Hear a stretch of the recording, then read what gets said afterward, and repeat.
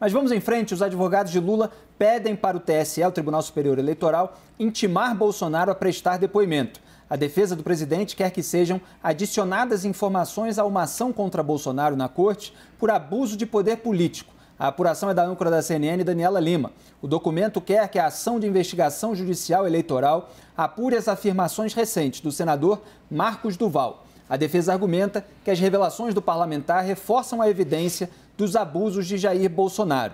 A peça diz que Bolsonaro empregou atos para perturbar a normalidade das eleições, para convencer a população brasileira de que o sistema eleitoral seria fraudado. Na semana passada, Marcos Duval deu diversas versões de uma reunião com o então presidente Bolsonaro e o deputado federal Daniel Silveira, em que houve um convite para Duval gravar o ministro Alexandre de Moraes e lançar desconfianças na atuação do presidente do TSE. Os advogados citam ainda que Bolsonaro continua levantando dúvidas sobre o resultado eleitoral. Em um evento na última semana com apoiadores nos Estados Unidos, Bolsonaro afirmou que o governo Lula não deve durar muito. A ação tramita no TSE com a relatoria do Corregedor-Geral Eleitoral, ministro Benedito Gonçalves. Vamos ao debate. Eu começo por você, Joel. Como é que você vê mais essa ação em torno dos relatos de Marcos Duval que estão rendendo até agora? Em algum momento, ao longo desses dias que a gente acompanhou essa história confusa pra caramba, mas levantou-se a hipótese de que tudo fosse um pouco em favor do Bolsonaro, né? Um plano meio para chegar no Alexandre de Moraes e que mesmo essa revelação, de alguma forma, poderia redundar a favor dos bolsonaristas. Eu não sei de onde veio essa interpretação.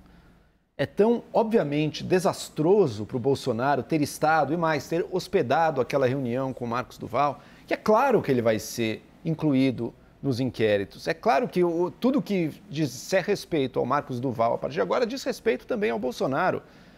O Bolsonaro segue colocando em dúvida a lisura das nossas eleições. Ele segue colocando em dúvida o mandato do novo presidente. Em nenhum momento isso mudou. Era uma estratégia declarada e que a gente já recebeu por diversas fontes. Descredibilizar o processo eleitoral brasileiro, fazer arruaça, ocupação, invasão, tentando provocar uma intervenção militar para derrubar o presidente que foi eleito e colocar, enfim, por algum tipo de decisão, recolocar o Bolsonaro no lugar. Isso tudo está declarado por tantas fontes e o Bolsonaro está no centro de tudo isso. Faltava quem o colocasse de fato junto de todo o golpismo, da minuta que apareceu, do outro que discutiu, do outro que disse que recebia documentos. Faltava que o colocasse pessoalmente, concretamente, até fisicamente no centro de tudo. Marcos Duval colocou. Raquel Landim. Olha, Felipe, essa ação no TSE, que é a ação mais, não diria que é a mais robusta, mas é a que está mais adiantada sobre a inelegibilidade do Jair Bolsonaro. Ela versa sobre isso, sobre o questionamento reiterado que ele fazia do processo eleitoral brasileiro, que começa, segundo a ação, pelo menos é o ponto de partida da ação, é aquela reunião com os embaixadores. Então, é natural que eles incluam a defesa na verdade, os advogados do Lula peçam para incluir isso dentro do processo. Na verdade, é mais para fazer um caldo, é para reiterar o argumento. O conjunto da obra. Como já passou o prazo de você fazer questionamentos eleitorais, não vai ser por causa desse episódio que o Bolsonaro vai ser considerado inelegível. Não é isso. Na verdade, é só para você ir montando uma narrativa, uma explicação, um perfil desse personagem, diga como quiser. O ministro Benedito pode resolver incluir ou não, mas não vai ser por causa disso que ele vai ser considerado inelegível. Agora, é uma ação que já está muito consistente, o Corregedor-Geral está tratando ela com bastante celeridade, até porque ele sai no fim do ano, e é uma grande aposta no meio jurídico de que essa ação pode sim tornar o Bolsonaro inelegível. O episódio Marcos Duval, eu acho que ele é mais preocupante para o Jair Bolsonaro na esfera criminal, porque aí sim, aí você tinha apenas instrumentos até o surgimento desse episódio para julgar o Bolsonaro na área eleitoral, para tratar de tirar os direitos políticos dele, de concorrer aí por alguns anos, e essa reunião coloca ele dentro de uma discussão sobre um golpe de Estado.